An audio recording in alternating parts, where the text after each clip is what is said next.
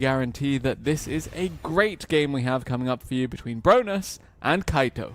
We shall see who is the opponent of Quanto. They are going to surely give us a good match, and it is again a best-of-3 match. And Bronas still refuses to touch the Tenpai cards, but as you can clearly see on the screen, he has actually brought them. It is the second deck of himself, but also, interesting enough, of Kaito. So we will eventually going to have Fire Dragons entering in, and we see the first Dominus Impulse resolving this tournament. Kaito immediately answering the activation of the Sengenjin there. Yep, Dominus Impulse joining Master Duel with Dominus Purge very, very recently on Friday, I believe. And that means that we now have an additional negation. Now, Kashtira Snake Eyes, Fiendsmith Snake Eyes, very, very similar. Of course, both these duelists also piloting Tenpai Dragon as their second deck as well. But right now, we're watching the Millennium components, not in the deck name, but very much in the deck.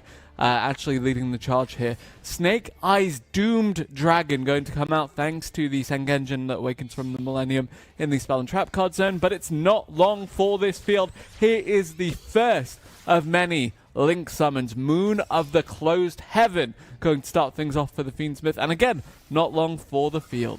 That is true, and I mean, that is the downside there of Dominus Impulse, because in trap decks, that card is so much better as it would also destroy the card that you're negating, but there we could only negate, as obviously as the first card activated from Kaito's side. There is no trap cards in the graveyard, and therefore, the card could still be used for the summon of the Doom Dragon, and Bronas has a very, very powerful card to follow that up with. He has the Bonfire to surge out the Snake Eye Ash, and that card resolving is all you need, honestly. Yep, Snake Eye Ash going to add Snake Eyes Poplar, and Poplar going to summon itself, and this in turn will eventually lead to Snake Eyes Flamberge Dragon. Another field spell to the hand, though. This time it's the Divine Temple of the Snake Eye. Says goodbye to the other temple, Wedju Temple, as it goes to the graveyard, and says hello to First of all, the Snake Eye Oak.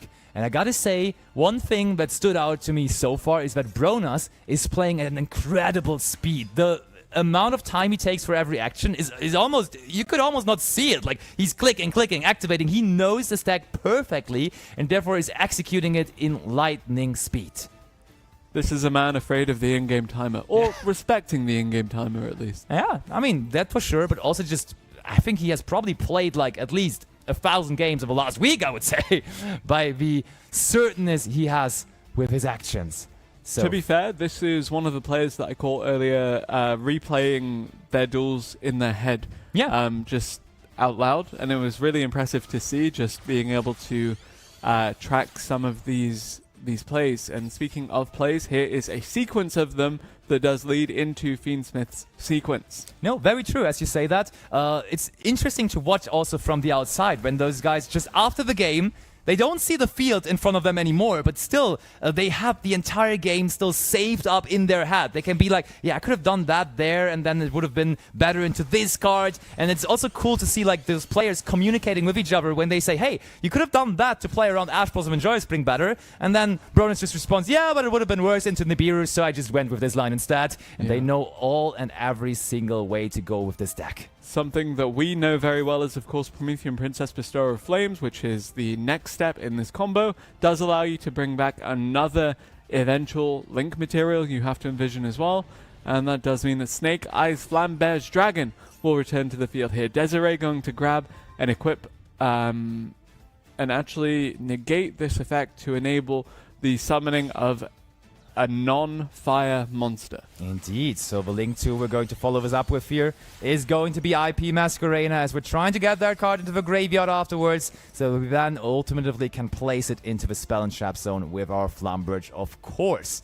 So we could see just going to Appaloosa here, the Bow of the Goddess, with the Promethean Princess and the IP Masquerena. So we do not only get the Appaloosa of the Goddess onto the field, but also the IP Masquerena into the graveyard. And I love the combo that Bronas is playing here, because it's also just simply safer into cards like Lightning Storm and so on, because the Appaloosa already on our turn was summoned with the IP Masquerena. Perfectly executed here from Bronas. Very, very lovely to see. And look, he's proud. He knows he executed that to the perfect degree. And now it's Kaito. Did Kaito for game number 1 here bring his Snake Eye Fiendsmith strategy, or are we going to see Tenpai Dragon cards? His deck size is 40, and therefore 40 cards somewhat indicated that this might be Tenpai Dragons, honestly. Yep, could very well be. Very, very tight main deck there because of the amount of one-offs within that theme. And actually, now, I just realized it should be the Tenpai Dragon strategy, as we have used Dominus Impulse, and you can't really include that into the Snake Eye strategy, and in fact, it is Genroku is the normal played by Kaito to predict that he would presumably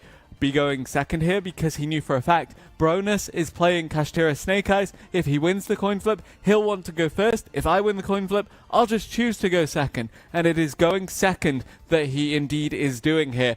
Enters the battle phase as Tenpai Dragon Genroku live and on the field. Goes for the crash into the Appaloosa, the Bow of the Goddess. Do we have Sangen Kaimen? Do we have something else? We have a tribute here to get another Tenpai Dragon.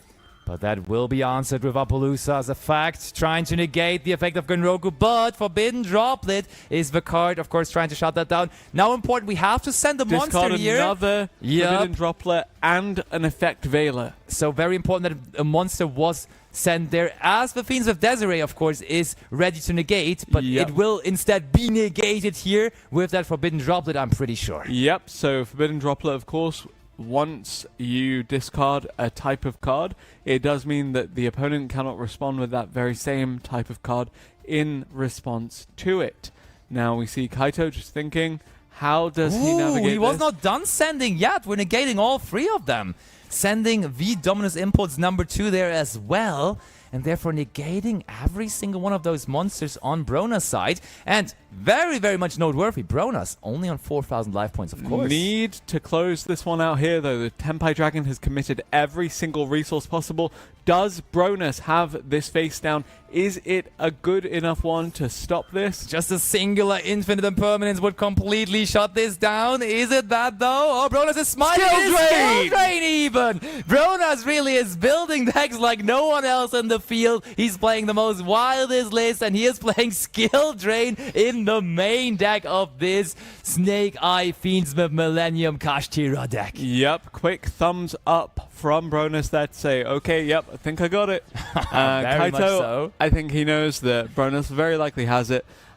We have the skill drain still on the field and the turn passing back to Bronas. Life points looking like Kaito might have a lead, but I can assure you that Bronas is in prime position. He is cruising, and I don't know whether I've ever seen someone smile so much when activating a skill drain. Brona's really enjoying this, and I mean, he has every right to do so, as he's totally taking the lead here. Tribute summon Psyframe Driver. Look at this man. I mean, while all of our monsters are negated anyways, we might as well go for the driver, and that is going to lead us into the battle phase. Do we see Psyframe Driver attacking for a game here? We do, in fact. Bronas winning game number 1 in style and in laughter there.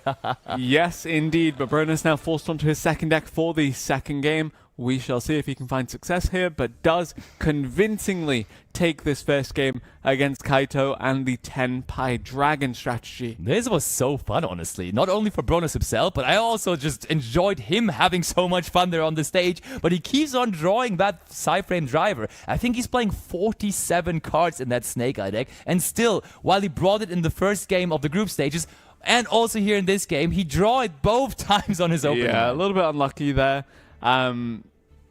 Ultimately, though, despite having that Psyframe Driver, I think it was the draw for true, it was the top decks. True. Better than earlier. Yeah. So, yeah, you know, at the end of the day, it does work out. Kaito now will be very interesting to see if he chooses to swap from the Tenpai Dragon or sticks to it. I would imagine he sticks to it and chooses to go second again against the deck of Bronas here. I mean, yeah, I think at some point someone has to take the bait that Jonas laid out, right? Because Bronas clearly in the beginning of the interview still said, Chandra is my deck. I'm really, really good with the Chandra, with the Tenpai Dragon strategy. We didn't see Chandra in that game, and the Tenpai Dragon didn't win, so... yeah, that's the thing. So you kind of like, by process of elimination, you got to say, hey, at some point, your second deck gotta be that Tenpai Dragon deck. And therefore, I think I like your idea of just going second as Kaito. Yeah, very, very likely here.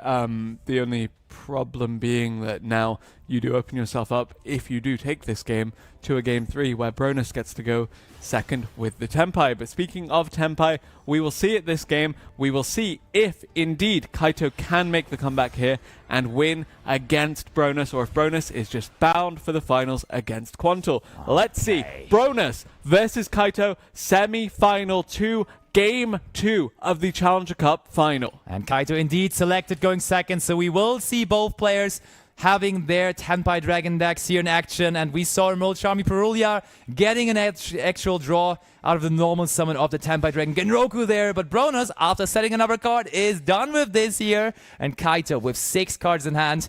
I think his Tenpai deck has broken stronger fields before.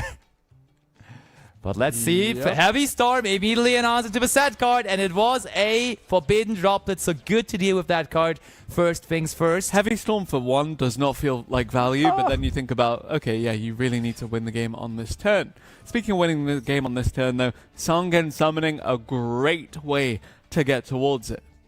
We are protecting our Tenpai Dragon Pydra from possible effect. Veilers in the hand of Bronas, now searching for Sangen Kaiman. And Bronas, he just nodded there. He knows how this is going. He knows how the Tenpai Dragon deck is working. And this is looking absolutely fabulous, of course, for Kaito. Sangen summoning now going to resolve, add the Chandra.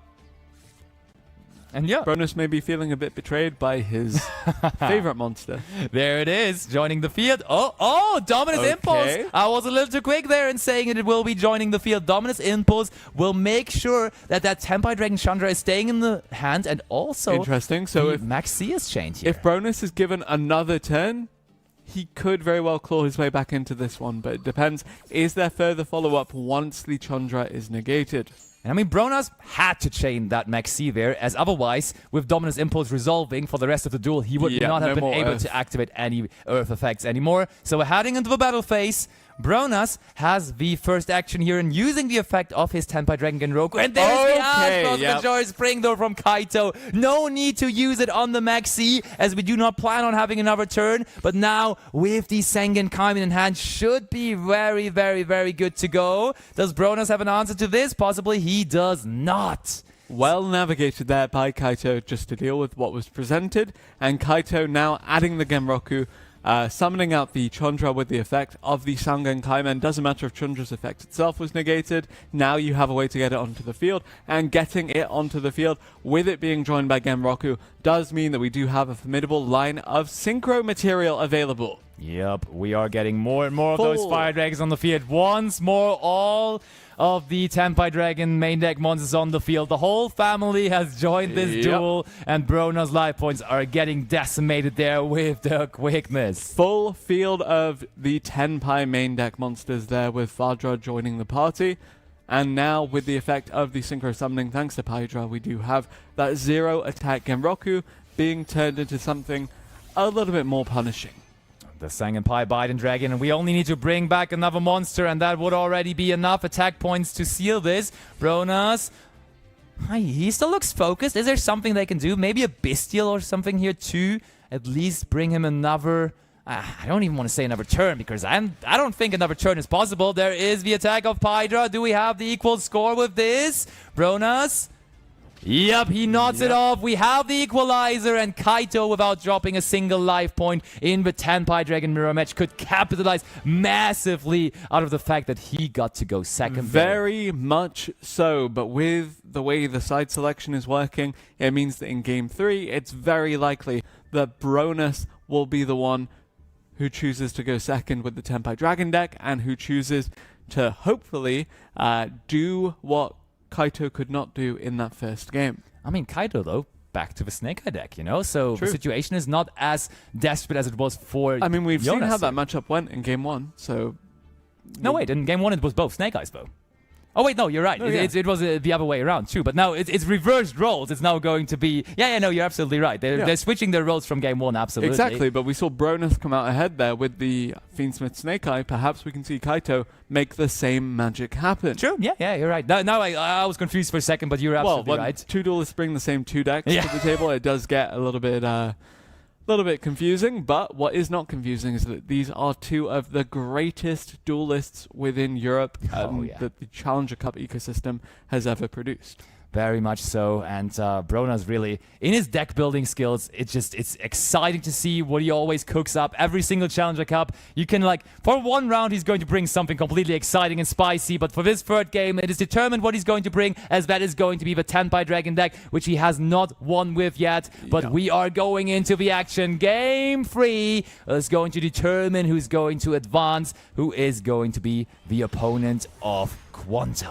Previously, we've seen the Photon Lord be the tech option for the Fiendsmith into the Tenpai Dragon. Perhaps we see it again. Even yesterday, we saw Barcode bring the Kiki Nagashi Fucho as the choice against it. So far, have not seen much from Kaito, but here is a good start as any, with the Diebel Slot, the Black Witch, searching out the original Sinful Spoils Snake Eye. That in turn turns into Snake Eye Ash. No disruption so far. Ash adds Poplar. Poplar then will summon itself, and we can then see how this sequence of events plays out. Poplar is coming onto the field, and it's also going to resolve. So no Droll Lockbird either. We can rule that card out too. It's kind of uncommon for the Tenpai Dragon strategy in general. You don't really play that card. I mean, to play Droll and Lockbird. But I think as Bronas is not playing the Tenpai Dragon Sky Striker strategy, I think he wants some disruptional cards because he is playing, for example, Effect Veiler as we saw in the last game, and therefore he would be in, and also the Dominus Impulse as we saw him holding. So it's a different approach than what we saw yesterday at the Content Creator Invitational, because a lot of them actually went to the Striker cards with their Tenpai deck, but here with both of them it is more so the approach of having hand interactions instead, but none of those so far used from Bronas. It's interesting though with Bronas, and he said that also in after one of the games. It is kind of a game with the toggle as well. You're trying to toggle on, toggle off all the time, trying to give your opponent not any hint on what you could have there in your hand, trying to hide that information, just trying to at some point stop being toggled on again, so your opponent might be thinking, is this maybe Effect Veiler? Is this maybe Nibiru the Primal Being? But Brona's really an expert of toggling on and off. Yep, Snake Eyes Flambear's Dragon now coming out here, and the effect should continue to just add extra insurance policy against anything Bronas tries to do, while we try to climb towards the Appaloosa Bow of the Goddess to run further disruption on the Tenpai Dragon deck once the turn is allowed to pass over. But speaking of the turn passing over, Kaito is nowhere near done. The Fiendsmith deck still needs to come online, the components of the deck rather, while the Snake Eyes are just continuing to establish some field presence. Alright, Bronas, if he does have Nibiru the Primal Being, this could be a prime spot to use it, but no, we're not going to do so. I feel like though another prime spot to use Ash Blossom and Jar Spring could be coming up here, because Fiendsmith Requiem would be a good target for that. Bronas, do you have it? He does not, as we are resolving that Fiendsmith Requiem very, very quickly. Yep, Fiendsmith Engraver joins the Snake Eye monsters on the field here. Again, we mentioned that Barcode teched in the Kiki Nagashi Fucho yesterday. I still see 2 level 1s on the field ready to be exceeded away into that. But now Fiendsmith Sequence going to go into the extra deck for a different kind of mechanic. We've seen Link, we will see Fusion, and perhaps we'll see Xyz in a little bit.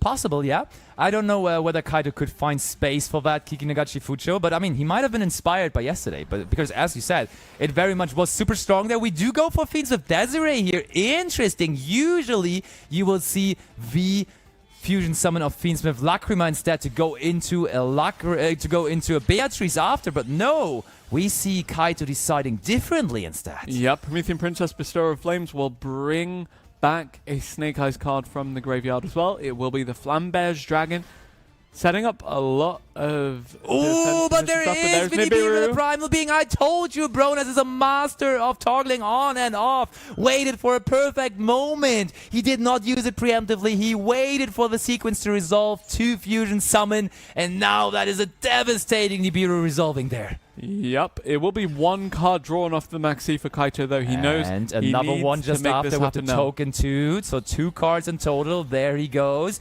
Big token for him. Brona's looking confident. How confident is Kaito in continuing his turn here, though? Desiree will be able to send away the Nibiru here. Bronas should be fine with that, I would imagine. Potential for a response? I don't think... Like, why would you want to respond to that?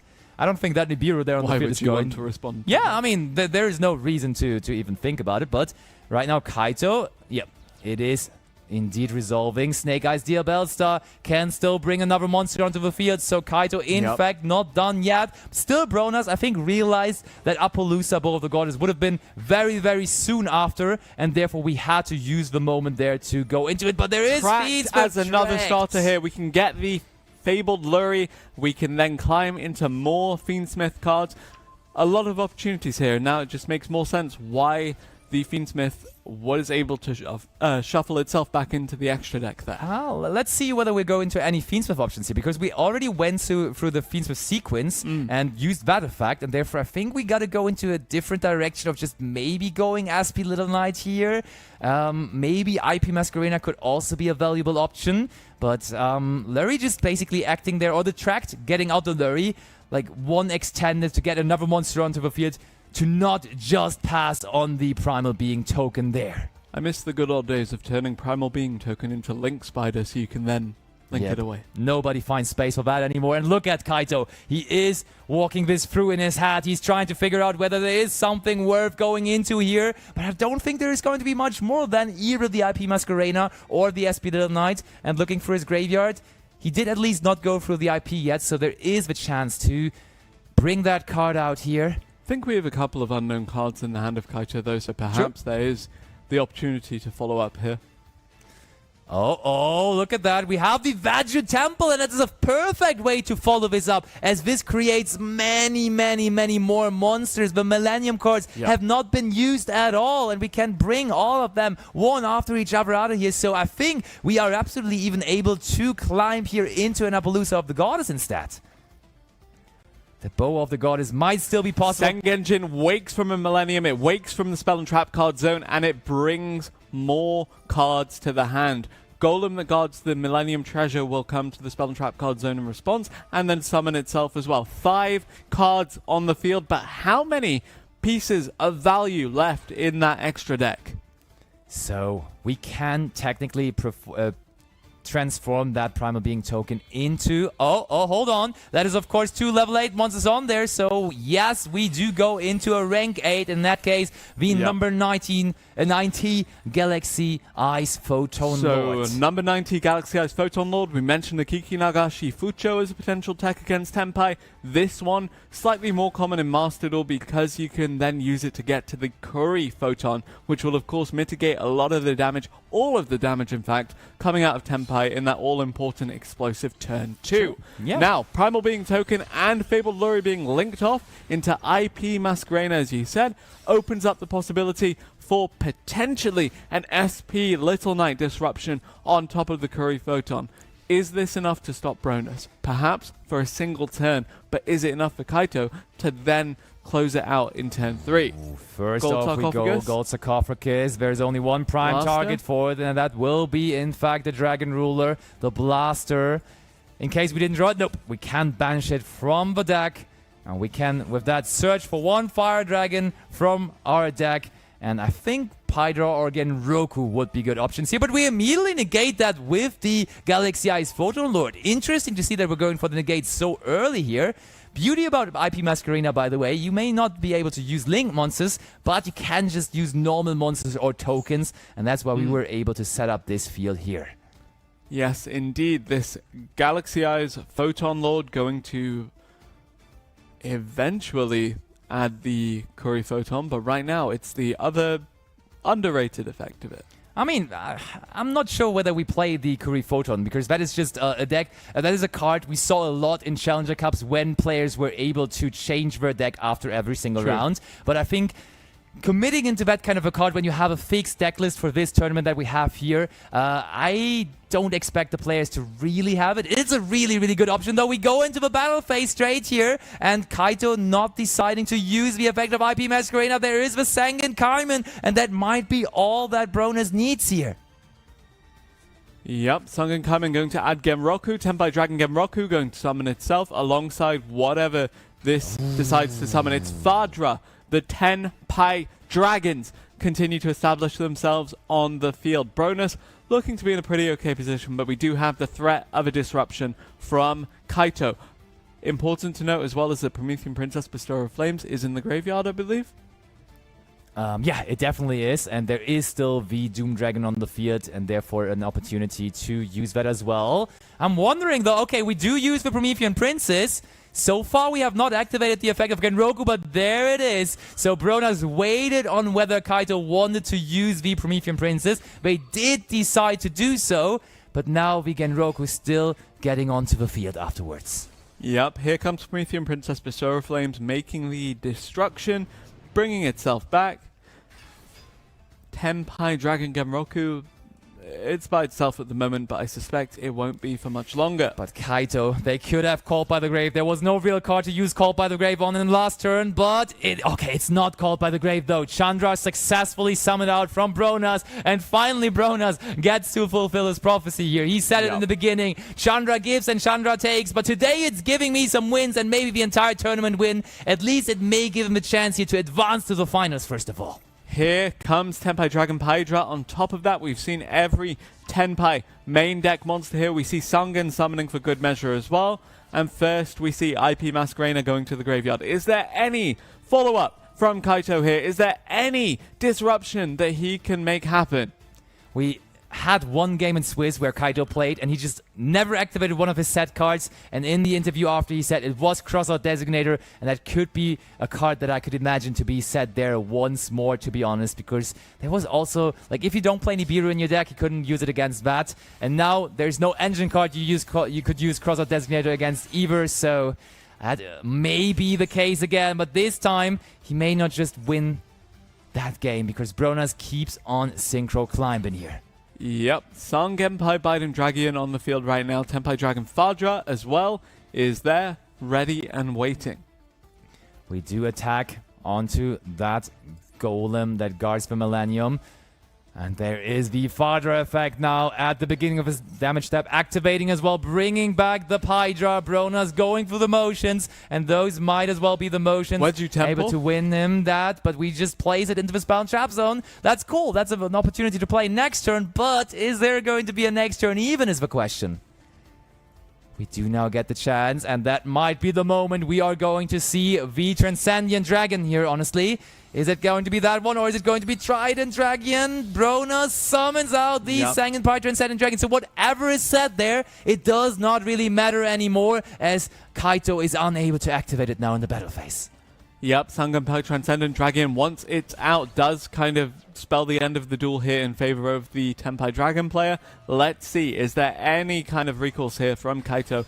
But right now, speaking of recourse, we have recurrence in Sangenpai Biden Dragon coming back from the graveyard here. Sangen summoning, going to the graveyard, doubling the attack of Biden Dragon, and that is all we need. We don't even need to go into a Trident Dragon anymore, as that attack of Hydra is all but enough, and we do have Bronas executing and advancing into the finals with his Tenpai Dragon deck, which did him good in the end. Yes, indeed it did. And with both Quantal and Bronas there now, it does kind of bring us back all the way to December with Ritual Beast and Tenpai Dragon facing off again. That is true, but I mean, now that knowledge for Quantal, very, very valuable, because so far Bronas was able to hide his second deck, but of course now no more chance to hide it anymore. So if Quantal eventually goes first with the Ritual Beast deck against the Tenpai Dragon strategy, if he plays that Protoss in his deck, he could just call fire, and that is of course a massive problem, possibly for Arch Nemesis that Protoss, deck. very, very useful there. we did see from Mist earlier just how well this Ritual Beast strategy can navigate established fields as well. So I am curious to see how that matchup goes for the Fiendsmith Snake Eye deck as well. Yeah, and I mean, both players, in their own way, before the tournament, making the statement that they're going to win it. Quantal, short and easy, just saying, I will win Lamau, as he usually does. And Bronas, on the other hand, saying, yep, today we're going to do it with the Tenpai Dragons. And they have now, for the first time in the entire tournament, proven that they are working very well in his hands. Yes, indeed they are. And actually, speaking of things being in Bronas' hands, one of these trophies will be. But we'll find out which one of those it will be. Definitely, we will be seeing that, and therefore, yep, go ahead. I think before that, though, we do have a special announcement with regards to the future of the Challenger Cup. Is the graphic ready? Yes, it is. So, Challenger Cup is back for spring season. Let's go. And as you can see, we have a brand new monster. Beautiful, isn't it? So that is going to be the new mascot of the season. Which one is it? That is LZ, Azamina of the White Forest. Beautiful. So exciting news, honestly. We see the best players of Challenger Cups here playing throughout the entire day, and they will be back for another season. But you at home, of course, could be joining them with ease and try to be maybe for the next Challenger Cup final, and you could already be starting your journey in the Challenger Cup competition yourself. Yeah, Challenger Cup, of course, we have these regular tournaments hosted by some of your favorite content creators that you saw participate yesterday, you've seen on the broadcast today, including yourself. Though I was thinking of Josh and Emre, especially there, but yeah. And Barcode. Yeah. Just really, really grateful that we're able to do things like this and to see it come back. Hope everybody is excited. But first, we're talking about next season, but we still need to crown the ultimate champion of this one. We do indeed need to do so. And I mean, it is definitely going to be, it's a rewarding final because we saw Bronas and Quantal basically throughout the entire year playing in all of those Challenger Cups, collecting title after title after title. So to me, it's only logical that these two are also going to be the finalists in this year, for sure. Yes, indeed they will be. And we'll see which one of them does walk away with the first place Sky Striker Ace Kagari trophy or the second place Sky Striker Engage. Mobilize Engage. Yes, very much. So I think we're going to give it into a short break and then we will be right back afterwards.